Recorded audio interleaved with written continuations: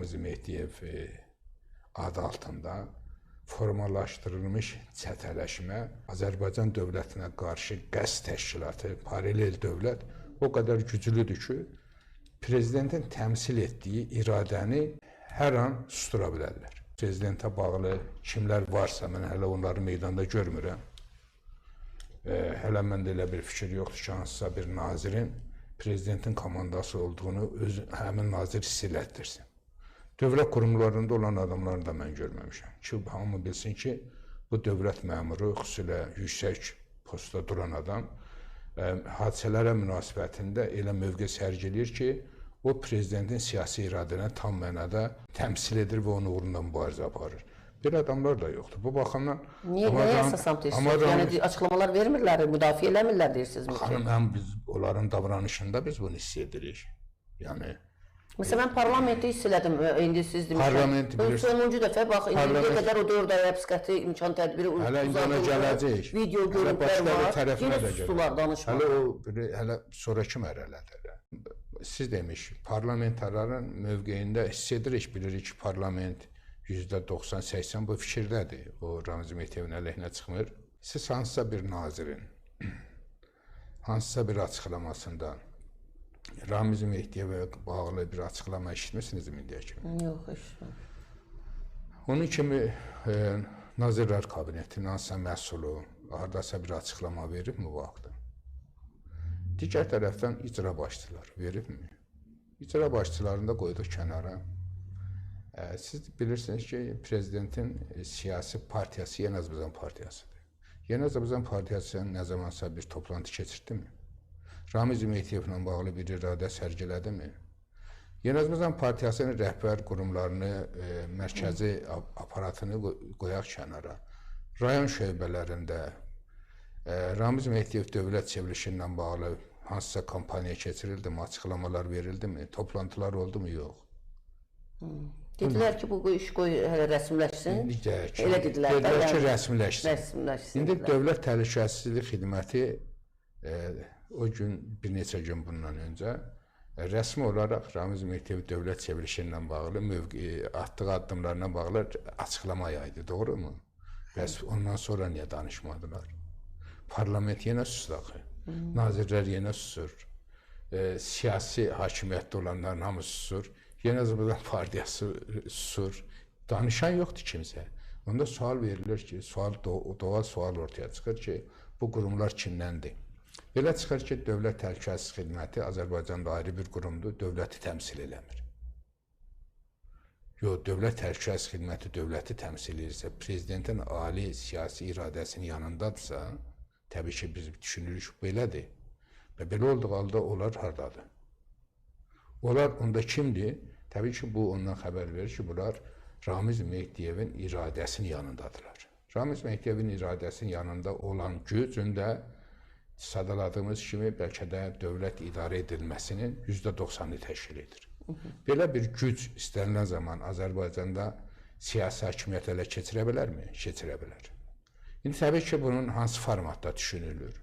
O biraz görünür, onlar üçün hələ müəyyənləşmir ya da müəyyənləşib o günü gözləyirlər ki, o müəyyənləşmiş variant baş versin ki, onlar o addımları atsınlar. Bu baxımdan mən sizinlə olan danışıqda dedim ki, Azərbaycan dövlət çevrilişinə sürüklənir. Çünki bugün ortada bir dövlət çevrilişinə cəhd və hazırlıqla bağlı cinayət işi var. Azərbaycanda siyasi güc, elita, Azərbaycan dövlət qurumları o dövlət çevrilişinin yanında olan bir iradə sərgiləyir. Belə olduğu halda Azərbaycanda dövlət çevrilişinin baş verməsi an məsələsi olur ya yox.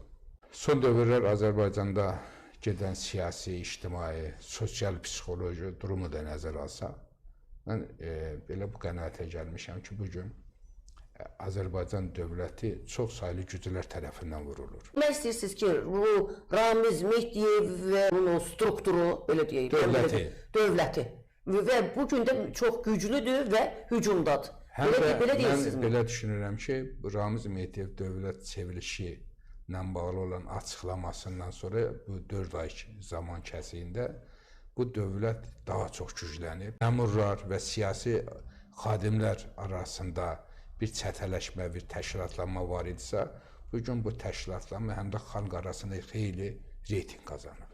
Sosial dayaqlarını gücləndirib 4 ay ərzində.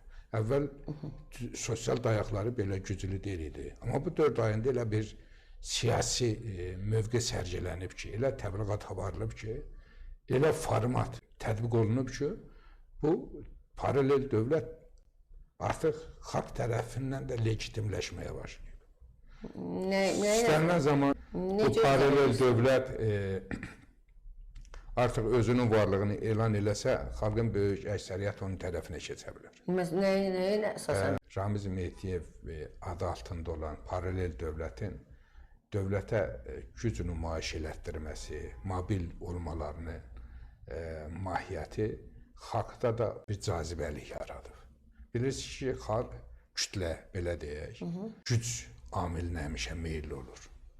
O hiss edir ki, Ramiz Mehdiyev gücü daha güclüdür.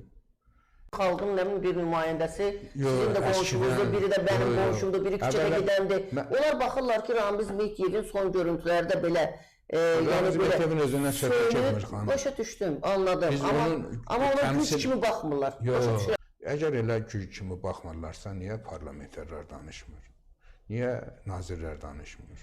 Niyə icra başçıları danışmır? Niyə Yeni Azərbaycan Partiyası danışmır? Güc deyil də, elə fürsən yıxılar da deyək. Və niyə danışmırlar onda? Gücdür ki, danışmırlar da. Söhbət Ramiz Mehdiyevin özündən getmir ki, Ramiz Mehdiyevin özünün dövlətindən gedir. Onun adı altında formalaşdırılmış dövlətdən gedir. O dövlət ki, bugün xalq tərəfindən legitim olan prezidentə güc göstərirlər və yeri gələndə ondan güclü olduğunu həm də sərgiləməyə bacarırlar. Bu baxımdan xalqda da getdikcə gücə meyillilik artır. Ona görə deyirəm ki, 4 ay bundan qabaq Ramiz Mehdiyev dövləti bundan daha zəif idi. İndi daha çox xalq arasında həm sosial güc qazanır. Dünənə qədər istənilən bir sıravi vətəndaşa desəydiniz ki, Əli Kərimli ilə Ramiz Mehdiyev bir aradadır, heç kim inanmazdı. Əli Kərimliyə simpatiyası olan adamlar Ramiz Mehdiyevə nifrət edərdilər. Amma indi hiss edirlər ki, bir yerdədirlər. Artıq xalq arasında Ramiz Mehdiyevin əleyhinə olan adamlar həm də Ramiz Mehdiyevə rəğbət başlayırlar yaratmamaq.